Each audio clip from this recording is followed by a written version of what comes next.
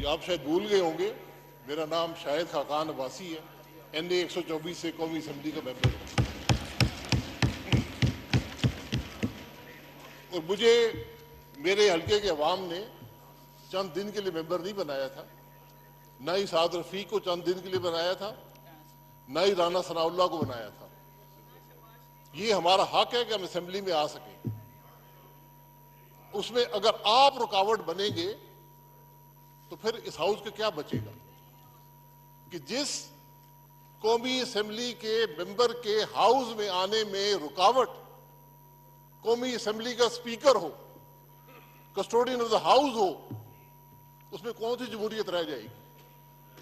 क्या मेरे हल्के के अवाम को हक नहीं है कि मैं उनकी नुमाइंदगी कर सकूं? मैं आपसे प्रोडक्शन ऑर्डर की भीख नहीं मांगने आया। मैंने ये प्रोडक्शन ऑर्डर कोर्ट में जाके लिया है, जो कि आपने मुझे बताया था। मेरी बात सुन लें। एक मिनट, मुझे आपका कोई कोर्ट का ऑर्डर नहीं मिला है। मैंने आपकी एप्लीकेशन पे प्रोडक्शन ऑर्डर इशू किया है। ये भी क्वेश्चनेबल है।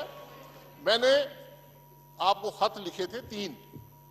मैं इस डिटेल में नहीं जा, आपने शुरू कर दिया, मैं डिटेल में बता देता हूं।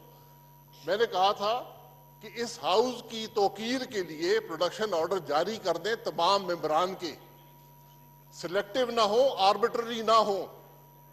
जिस दिन आप हाउस का ऑर्डर जारी करते हैं, हाउस के सेशन का प्रोडक्शन ऑर्डर भी जारी हो जाने चाहिए।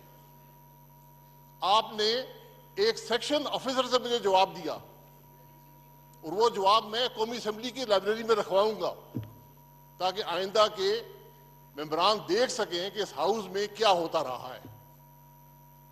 आपने मुझे कहा कि मेरा कोई एक्शन आर्बिट्ररी या सिलेक्टिव नहीं है। आपने कहा कि मैं फैसला करूंगा कि तुम हाउस में आ सकते हो या नहीं आ सकते हो। आपने कहा कि अदालत जाएं अगर हाउस में आना है। ये आपके अल्फाज लिखे हुए हैं मेरे पास। अगर आपने खत नहीं भेजा तो किसी और ने भेजा होगा। आज भी मैं हाउस में सिर्फ इसलिए आया हूं कि मैं ये बात कर सकूं कि यहां राना सनाउल्लाह को होना चाहिए था। आपके पास कोई इख्तियार नहीं है कि आप हमारी जजमेंट में बैठे हमें हाउस में ना आने दें। जिस तरह आप मेंबर हैं, मैं भी मेंबर हूं। अगर आपको इस बात का एहसास नहीं है, मुझे उस कुर्सी की इज्जत है, आपकी हो या ना हो। मैंने इसी कुर्सी पर फखर इमाम साहब को बैठे हुए देखा है, जिन्होंने कुर्सी छोड़ दी थी असूलों की खातिर। मैंने इसी कुर्सी पर मिराज खालिद को देखा है, जो हमेशा असूल पर बात करते थे। मैंने इसी कुर्सी पर यूसुफ रजा गिलानी को देखा है, जिन्होंने कुर्सी छोड़ने का कहा प्राइम मिनिस्टर को असूलों की खातिर। हम तो सिर्फ ये बात कर रहे हैं कि इस हाउस के 5 मेंबरान जेल में हैं, हमने कोई कन्विक्शन नहीं है। आप प्रोडक्शन ऑर्डर जारी कर दें। अगर आपकी तस्दीक, मैंने ये भी लिखा है 3 खतों में कि अगर आपकी तस्दीक होती है मैं हाउस में नहीं आऊंगा, लेकिन प्रोडक्शन ऑर्डर जारी करना आपका काम है।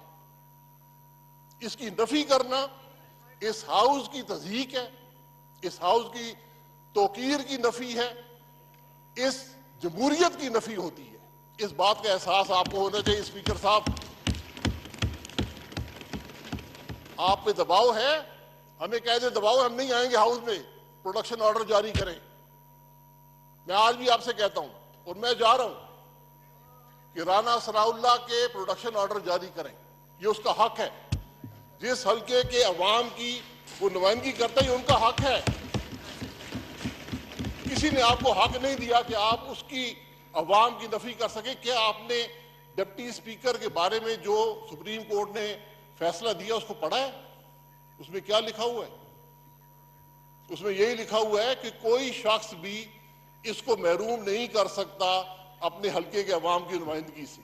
आज कौमी असेंबली का स्पीकर महरूम करता है। मेरे प्रोडक्शन ऑर्डर पे 4 तारीख की डेट है।